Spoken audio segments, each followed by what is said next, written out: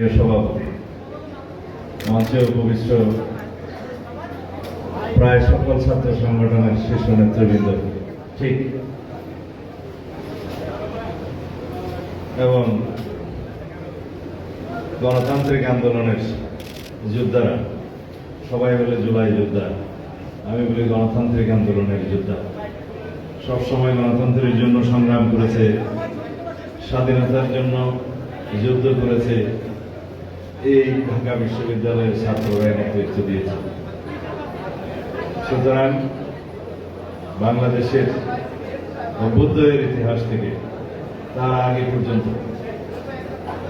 British বিরোধী আন্দোলনের সময় থেকে ছাত্র সমাজের ভূমিকা উজ্জ্বল। আমাদের এই উপমহাদেশে, সারা বিশ্বের ইতিহাসেও ছাত্রদের ভূমিকায় সেই সমস্ত দেশের ইতিহাস রচনায় ভূমিকা রেখেছে, ইতিহাসের বাক পরিবর্তনে ভূমিকা রেখেছে এবং প্রত্যেকটি দেশের স্বাধীনতা সংগ্রাম থেকে শুরু করে গণতান্ত্রিক অধিকার আদায়ের সকল সংগ্রামে ছাত্ররাই নেতৃত্ব দিয়েছে প্রাণ শক্তি হিসেবে। একইভাবে ঢাকা বিশ্ববিদ্যালয়ে 24শে জুলাই যে আন্দোলনের স্ফুলিঙ্গ প্রকাশিত হয়েছে তার সফল পরিণতি হিসাবে 5ই আগস্ট ছাত্র গণ অভ্যুত্থানের সফল সমাপ্তি হয়েছে। বাংলাদেশ গণতান্ত্রিকভাবে অবমুক্ত হয়েছে। এই দেশের বিলুপ্ত গণতন্ত্রকে আমরা আবার মুক্ত করতে পেরেছি। সেই সময়কার 15ই জুলাই আমি তখন নির্বাসনে, কিন্তু আমার সমস্ত মনোযোগ, আমার সমস্ত সহযোগিতা সবকিছু এই আন্দোলনের সাথে ছিল। আমার সহযোদ্ধারা জানে এবং যারা জুলাইয়ের এই ছাত্র অভ্যুত্থানে নেতৃত্ব প্রদান করেছে, সহযোগিতা করেছে, তাদের অনেকেই জানে। আমি এই মেয়ের ছবি তখন দেখেছিলাম বিদেশে বসে। আজকে আমাকে আবার সেই ছবিটা রাকিব দেখালো, জীবন্ত ছবি। এই ছবি কথা বলেছে। যেদিন ঢাকা বিশ্ববিদ্যালয়ে স্লোগানে মুখরিত হলো, তুমি কে আমি কে, রাজাকার রাজাকার, যেদিন স্লোগানে মুখরিত হলো, কে বলেছে স্বৈরাচার স্বৈরাচার, এই স্লোগান বাংলাদেশের ইতিহাসের বাক পরিবর্তন করে দিয়েছে। তার পরবর্তী দিনে সমগ্র বাংলাদেশে মাফিয়া ছাত্র সংগঠন, ছাত্রলীগ এবং আওয়ামী লীগ, যুবলীগের নেতৃত্বে সমস্ত শিক্ষা প্রতিষ্ঠানে হামলা চালালে এই তরুণী সেই হামলার শিকার হয় এবং তার একটি ছবি ভাইরাল হয় দেশে এবং বিদেশে। ছাত্র আন্দোলনের বাক ঘুরে যায়। 16ই জুলাই আমাদের বাংলাদেশের ইতিহাস সৃষ্টিকারী শহীদ আবু সাইদ শহীদ হন। একই সময়ে চট্টগ্রামে আমাদের আরেক সন্তান, আমার গ্রামেরই সন্তান, যে আমাকে 2-3 সপ্তাহ আগে দেখতে গিয়েছিল, সে শহীদ হয় ওয়াসিম আকরাম। এবং মুগ্ধ সহ আরো অনেকেই তার পরবর্তীতে এই শহীদের কাতারে লিপিবদ্ধ হন। তারপরের ইতিহাস বাংলাদেশের মানুষ জানে। রক্তাক্ত হয়েছে আমাদের এই মানচিত্র, রক্তে লেখা ইতিহাস, রক্তে রঞ্জিত ইতিহাস। বাংলাদেশে নতুন করে এই ছাত্র গণ অভ্যুত্থানের মধ্য দিয়ে আমরা জনপ্রত্যাশিত গণতন্ত্রকে মুক্ত করতে পেরেছি। সেই গণতন্ত্রকে রক্ষা করার দায়িত্ব এখন আমাদের সবার। স্বাধীনতা অর্জন করা সহজ, কিন্তু স্বাধীনতা রক্ষা করা কঠিন। যে স্বাধীনতা, যে গণতন্ত্র অবরুদ্ধ থাকে, সেই দেশের স্বাধীনতা গণতন্ত্র পরাধীনতার শৃঙ্খলে থাকার মতোই থাকে। সুতরাং আমরা আর কখনো শৃঙ্খলিত হতে চাই না। আমাদের গণতন্ত্রকে আর কখনো স্বৈরাচারী শক্তি অবদমিত করে রাখবে, পদদলিত করতে পারবে, সেটা আমরা দিতে চাই না। সেজন্যই আমরা সংবিধানের গণতান্ত্রিক সংস্কার করতে চাই, সংশোধন করতে চাই। রাষ্ট্র কাঠামোর গণতান্ত্রিক সংস্কার করার জন্য আমরা 31 দফা প্রণয়ন করেছিলাম। তার প্রেক্ষিতে আমরা নির্বাচনী ইশতেহারে সেগুলোর প্রতিফলন ঘটিয়েছি। আমরা সারা বাংলাদেশের সকল রাজনৈতিক দল, ফেসিবাদী শক্তি বাদে সবাই একত্রিত হয়ে জাতীয় ঐক্যমত্য কমিশনে আমাদের সংস্কার প্রস্তাবগুলো আমরা একত্রিত করেছি এবং জাতীয় জুলাই জাতীয় সনদ আমরা স্বাক্ষর করেছি। আমাদের ঘোষণাপত্র হয়েছে এবং জুলাই জাতীয় সনদ অনুসারে আমরা সংবিধান সহ অন্যান্য আইন কানুনে আমাদের সংস্কার সাধন করব।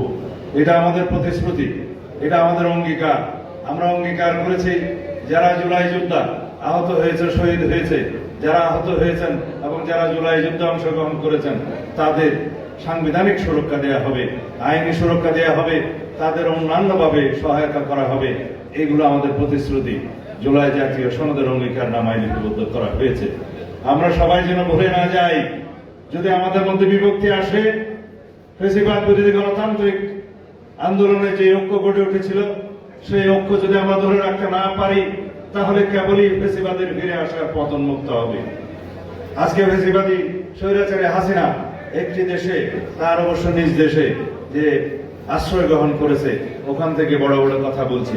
অনেকে বলছে মুর্দা কাফন পুড়ে কথা বলছে, সেটা জায়েজ নাই। সে বলছে বাংলাদেশে প্রত্যাবর্তন করবে, আমরা তো তার প্রত্যাবর্তন চেয়েছি আইনানুগ ভাবে, এক্সট্রাডিশন চুক্তি অনুসারে। ইন্টারিম গভর্নমেন্টের সময় পত্র দেওয়া হয়েছে, আমরা তাগাদা পত্র দিয়েছি।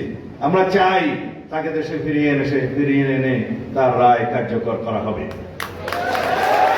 গতকাল পার্লামেন্টে আমি স্পষ্টভাবে বলেছি, তার আত্মসমর্পণের কোনো সুযোগ নাই। তাকে প্রথমেই গ্রেফতার করা হবে, তাকে ফিরিয়ে নিয়ে এসে এবং রায় কার্যকর করা হবে। যদি তার আপিল করার কোনো অধিকার থাকে, সেটা আইন আদালত দেখবে।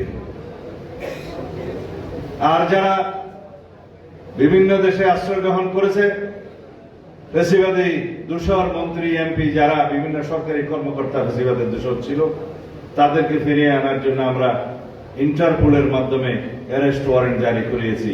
সেই প্রেক্ষিতেই বেনজির আহমদকে গ্রেফতার করা হয়েছে।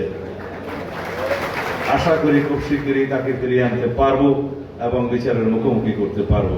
আমরা চাই সবাই ন্যায় বিচার পাক।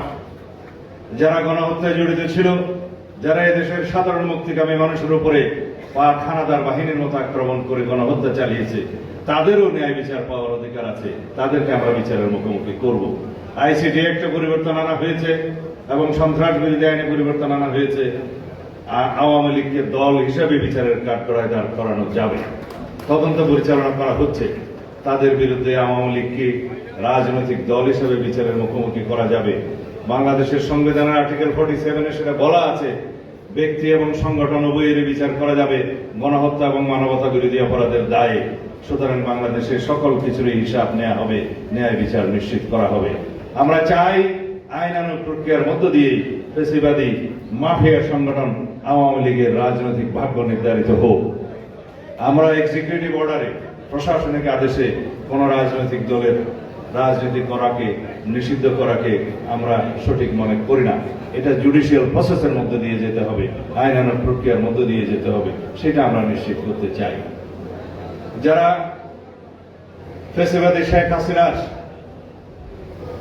সংগঠন হিসেবে আওয়ামী লীগের দায় দায়িত্ব নির্ধারণের জন্য আইনানুগ প্রক্রিয়া গ্রহণের পক্ষে মতামত ব্যক্ত করবেন, তাদের পক্ষে আমার একটা যুক্তি আছে। কথা হচ্ছে, রাজনৈতিক সংগঠনের রাজনৈতিক ম্যানিফেস্টোর প্রেক্ষিতে যদিও অবৈধ, তারা রাজনৈতিক দলের শীর্ষ নেতৃত্ব হিসেবে সরকার পরিচালনা করেছেন। অবৈধ প্রধানমন্ত্রী হলেও প্রধানমন্ত্রীর নাম ছিল, তার দায় দায়িত্ব সেই সংগঠনকে নিতে হবে। যে সমস্ত সংগঠনের নেতা কর্মীরা গণহত্যা চালিয়েছে, তাদের দায় দায়িত্ব সেই সংগঠনকে নিতে হবে।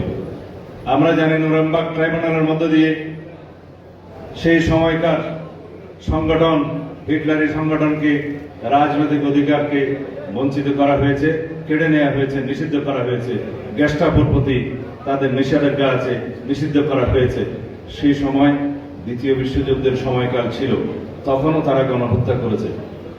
আর বাংলাদেশে একটি তথাকথিত নির্বাচিত সরকারের নাম দিয়ে রাষ্ট্রীয় ক্ষমতায় রাষ্ট্রীয় বাহিনীকে দিয়ে হত্যাযজ্ঞ চালিয়েছে, ম্যাসাকার করেছে এবং বাংলাদেশের